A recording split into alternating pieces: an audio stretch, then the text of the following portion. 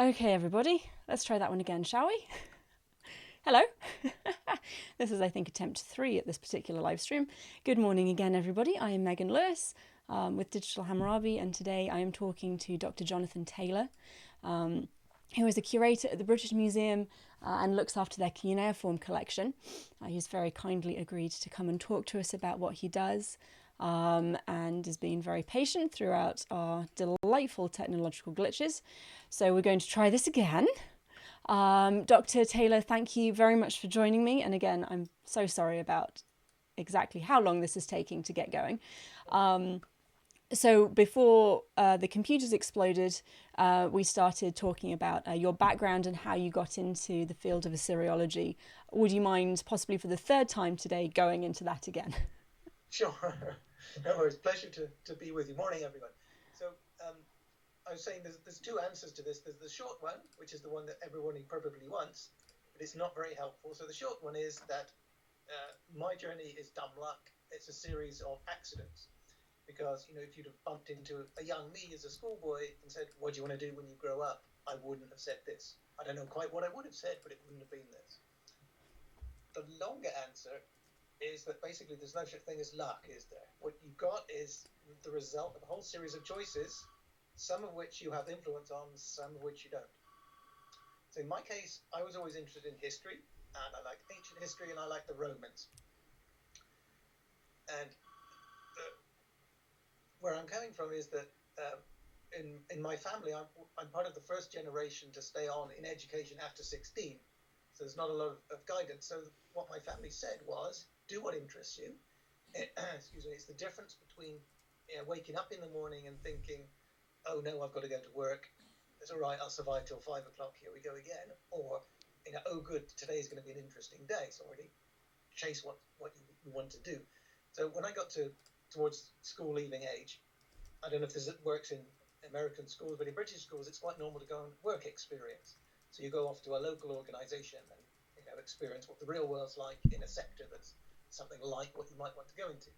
So for me, I had two. One was in the local museum, a very small town museum where I helped with a bit of inventory work of natural history collections. Okay, very good experience. The other one was with the county archaeologists, so I got to see some excavation, again, sort of the sites and some of the office-based work. And then I got like a bonus one because one of my dad's friends bumped into him one day and said, oh, by the way, your boy's interested in history, isn't he? Do you know there's an excavation just starting down the road? Because we lived in a small village in the middle of nowhere in the southwest, which happened to be along the course of a Roman road. And a group of archaeologists were starting a new dig. And they'd hired my dad's friend as the driver of the digger to take the topsoil off so they could get down to the archaeology. And he had the thought, the compassion to say, your boy might be interested. So my dad arranged that I could go and volunteer, which was a great experience. I got to learn, how to drink industrial strength tea out of mugs and key skills like that. But what those three things gave me was a more rounded appreciation of the past and how you learn from the past. Because at school you do history and you learn that there are written sources and you learn how to interrogate them and evaluate them. But then what the archaeology gives you is the reality that there are landscapes and there's features and there's stratigraphy and there's context, and you learn what happens after the objects come out of the ground, and you learn sort of right to the end of the process in terms of public engagement with the results of your work. So that put me in a slightly different place. But at this point, I'm still a million miles from where I currently am. So the next step was, because we lived in a small village, from time to time we go to the nearest town just for a break and do something different, have a look at the big shops. And I always like to go to a bookshop. So I had a Saturday job, which gave me a few pounds, not much, but I could afford books in this shop. And I go along and buy books about castles and Vikings and whatever. But then one day I came across this. You can all see that. This is Harry Saggs' The Might That Was Assyria. And I looked at that and I thought, well, first of all, what's Assyria? And who's that funny bloke on a horse? And I sort of picked this is in the wrong section because you're used to Egyptians and Romans. You pick up the iconography. It's familiar, but then you see that and it's a different world. So I got it and I read it, and from that point I kind of knew that that's where I wanted to go. But still, how do I actually go and study that? So Mm-hmm. the other part was that at my school our biology teacher, as it happened, had a second job as the careers advisor.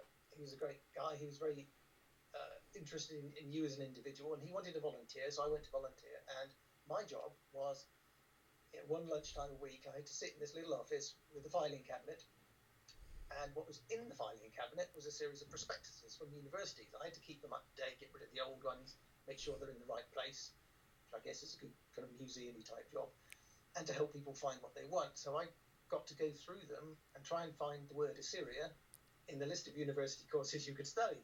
And of course, you can't find that. So No. given my job, the first thing is, how do you find out, A, that this place exists and that you can study it? So eventually I sussed that. So I ended up going to the University of Birmingham, which Me happened to too. be Sorry. it's the best place. It happened to be the place where the archaeologists whose dig I joined had come from. So I thought, okay, they're friendly, finding it. This is clearly meant to be. And I guess you must have been a student of Alistair. I was, yes. Excellent. So you maybe appreciate what I'm about to say next. So for me, what I liked about it was you do a little bit of everything, and you get a bit of the history, a bit of the archaeology, a bit of prehistory, whatever. And then you can specialise off. And we had in the first year the survey course, and Alistair Livingstone is up there, and this is in the days where you still chalkboards. So there's a big lecture theatre, a great long chalkboard across the front up on the stage, and he's there, he's writing out, Hammurabi and Nippur or whatever. He gets to Ziggurat, and he's near the end of the chalkboard, and he's writing his Ziggurat, and then of course we have to say, okay, the Akkadian for that is a Curator, here it is in Sumerian, and maybe there's an Arabic cognate of something. I was going to say, did he give it to you in Swahili as well? Yeah, a little bit, quite often. And he's got to the end of the blackboard, but he's on a roll, and he's got this energy. He wants to tell you things. So what's he going to do? So obviously, what he does, he comes off the stage, walks down to the wall, starts chalking on the wall, draws a picture of a ziggurat, and that kind of that passion, that immersiveness in the subject is it's contagious, isn't it? It kind of sucks you in. From that point, you think, okay, I'm not getting out of this one.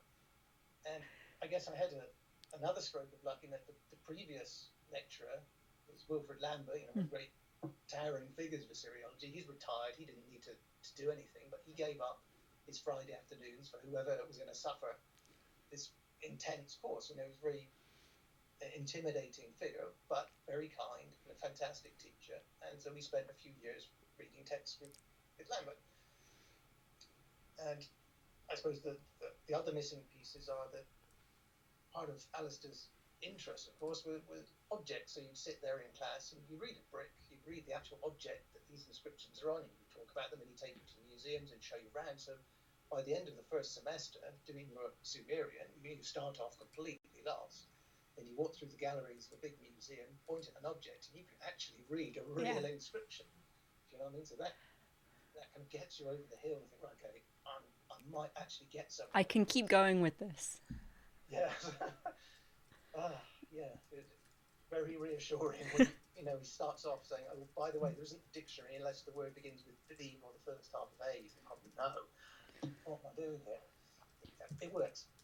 And I suppose later on in postgrad days, I got a scholarship from the German Academic Exchange Service. I went to Germany for a year, and whilst I was there in the semester break, I arranged a placement at the Near East Museum in Berlin. So I got to spend a month in the tablet collection in Berlin. So that gave me a sense of sort of how that works. And then, the lucky break comes. You hand in your PhD. In my case, I was very lucky because I forget quite what the exact timings were, but it was more or less hand it in on a Friday, start work at a new project on Monday. Mm-hmm. So I went to Oxford for the Sumerian Literary project. I went back to Birmingham for a paleography project to get me a bit more responsibility. But then this job came up at the museum. I went for it, got it, and then that's essentially how I got it. I mean, in a way, it's kind of luck, but I say it's nothing to do with luck because it's people taking the time and effort to do things that they really don't have to do, and to make the sacrifice. Like to take someone as a volunteer is actually quite a commitment from a curator. So I understand why people in regional museums really can't do it very much. So I owe a lot to all of these people along the line, these, your inspirational teachers, all of the people who took me for placements, Mm-hmm. everybody has sort of gone a little bit above and beyond. And if it's not for that kind of thing, at any stage you kind of drop through the gaps, don't you? Yeah. You go off your entire history, takes a completely different tangent. So that's Wonderful. the long answer. I That's guess an maybe the excellent message to answer. people out there is that you've got to give people a chance. And you really do. And I just, yeah, Alistair Livingston was fantastic. And I, like you, is the reason, well, not like you because you were in Assyriology to begin with, but is the reason I got into Assyriology particularly because I did ancient history at Birmingham. By planning on being a classicist. I did classics at high school. And it was through long meetings with Alistair over 8 million cups of tea that I was just really enthralled by Mesopotamia and his passion for it and how much work there was still to do. So, yes, greatly indebted to people like that who take the time with undergraduates and high school students to share their passion with them. For sure, yeah. Thank you. Can you tell us a bit about your day-to-day duties as a curator? Because it's something I have absolutely no knowledge of, and I'd be very interested to hear about it. Right. Well, I suppose the best bit is that there isn't a normal day. It's fairly unpredictable. So I don't think I've yet had a day where I think, okay, today these things are going to happen, and that's actually what happens. And in a way, it's frustrating that you can't plan your time quite like that, but it's also good because it's always fresh. You know what I mean? Mm-hmm. So I suppose, in theory, what happens is that you have a number of major projects that will occupy most of your time. So you might have, say, a display project, which could be an exhibition, so like the recent Ashbanapal temporary exhibition, or it could be one of the galleries. You might do a refresh of one of the permanent displays.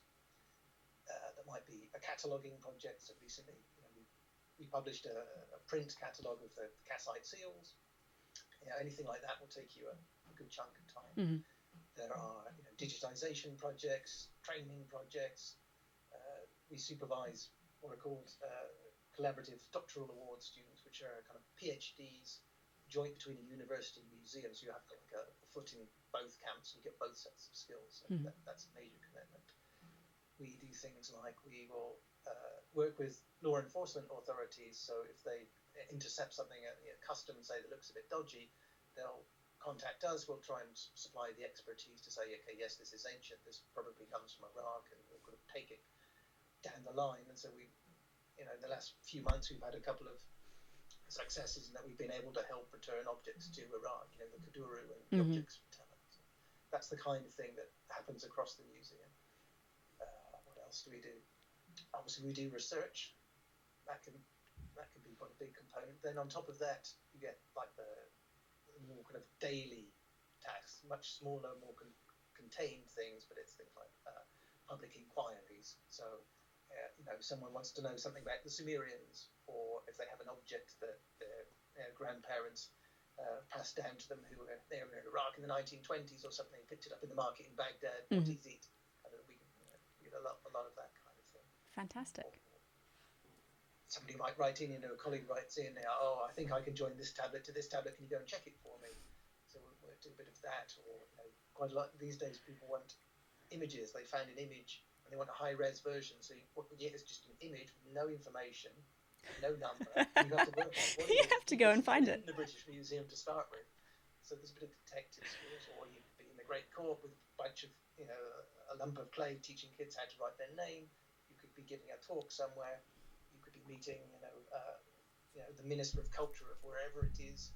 You could be out at the university being an external examiner. You could be talking to a newspaper. There's all sorts of things. And then on top of that, you get the kind of the normal administrative tasks. So, I supervise the volunteers in the department, the website liaison. There's the health and safety or department lectures, or 100 different committees that spring up. You could do a bit of that as well.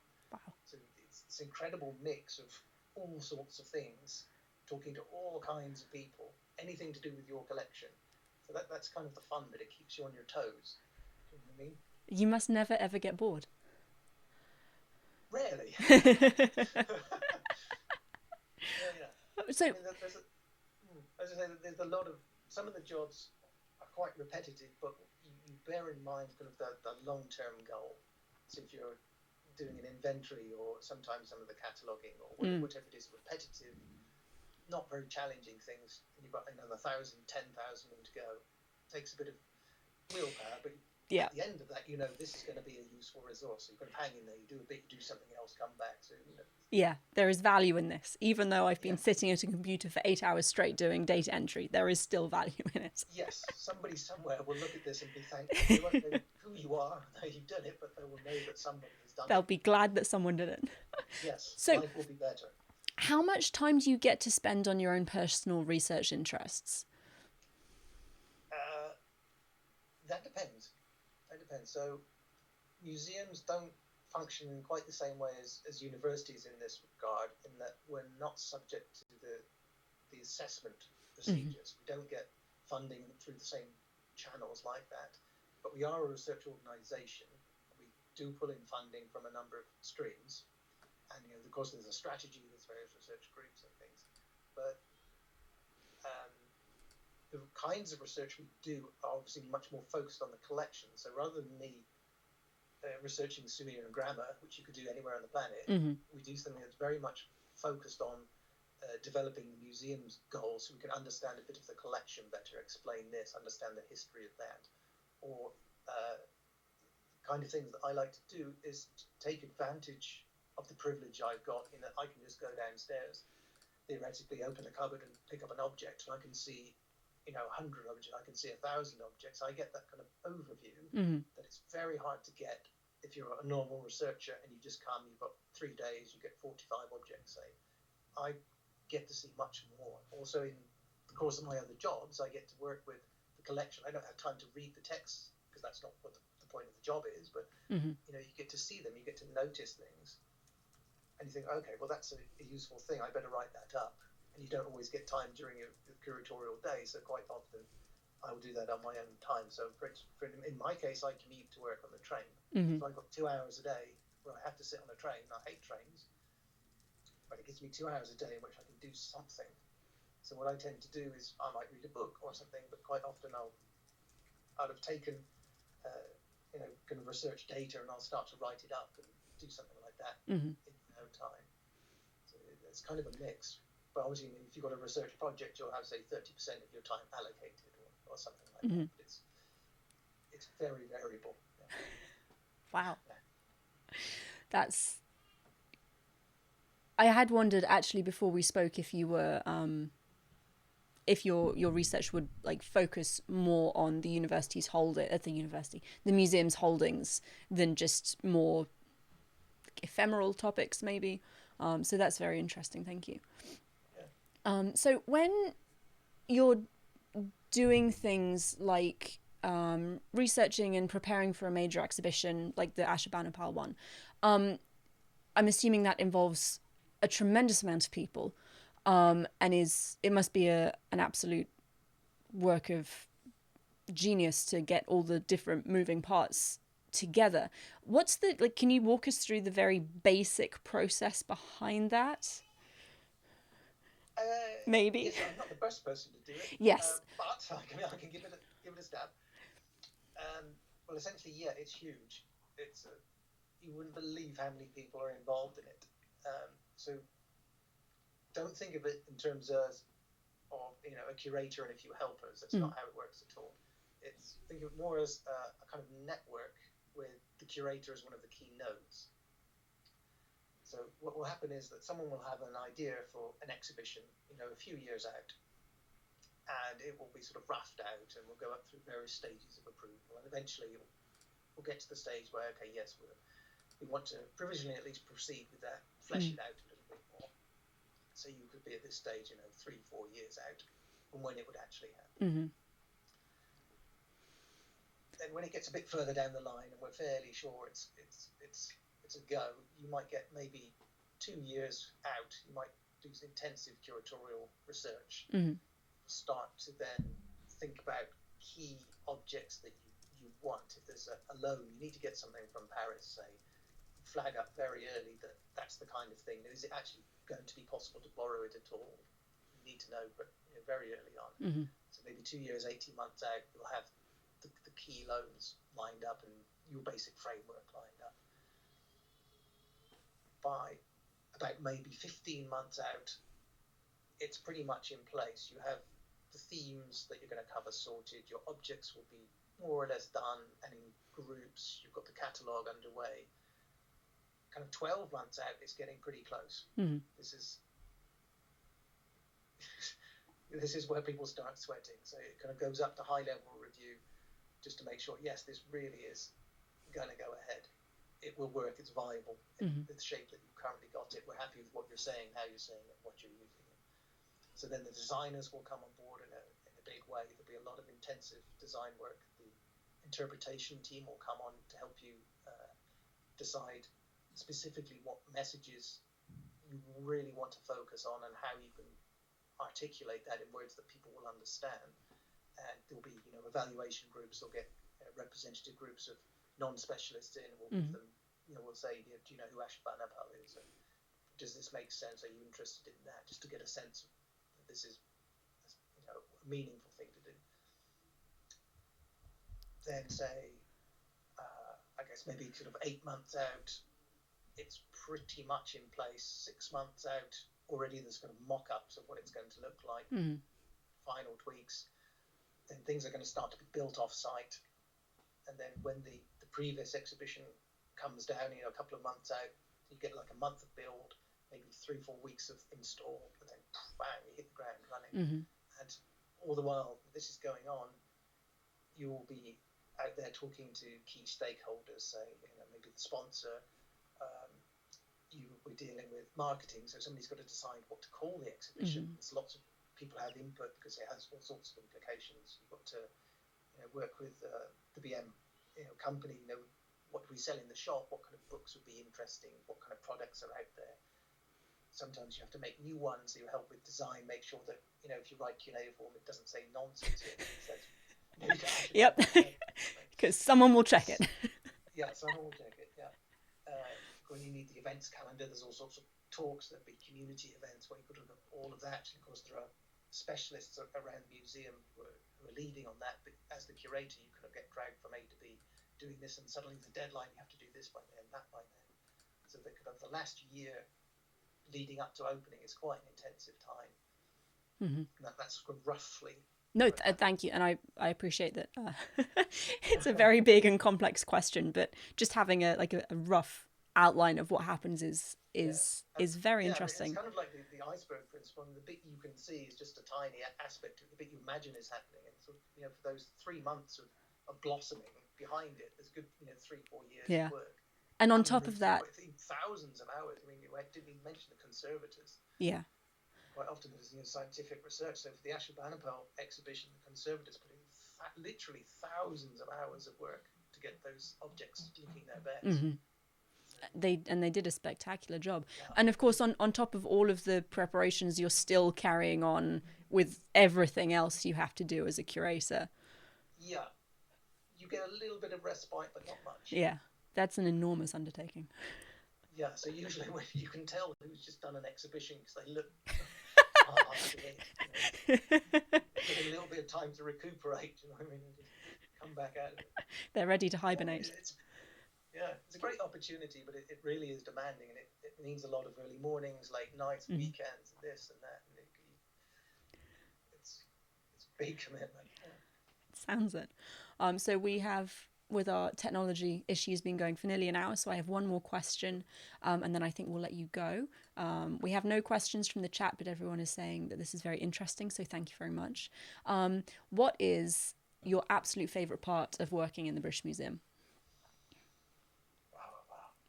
Well, I guess it's partly this variety. The unpredictability that you have to deal with everything. But it's also, working with the collection itself, rather than just opening a book and reading the words, you get that little stage further. You actually handle the objects, and you're working all the time with the real thing. That's a special privilege, and it's great to be able to compare it to all sorts of other types of objects as well. Things that if you're doing teaching and research, you never normally look at this kind of thing, whereas actually that can help you. You get to broaden your horizons a little bit more. you don't get quite so tunnel vision. You get the opportunity and the encouragement to kind of open To your broaden perspective. more, yeah. So that's priceless. Wonderful. Well, thank you so much for joining us and for your patience. Oh, pleasure. Thank you, everyone in the chat, for your patience as well. I will be fixing the links that I've posted around the internet so that it actually redirects to the interview that succeeded. So thank you again, everyone, for joining us. And remember, until next time, resist poor scholarship. Always ask, how do you know that?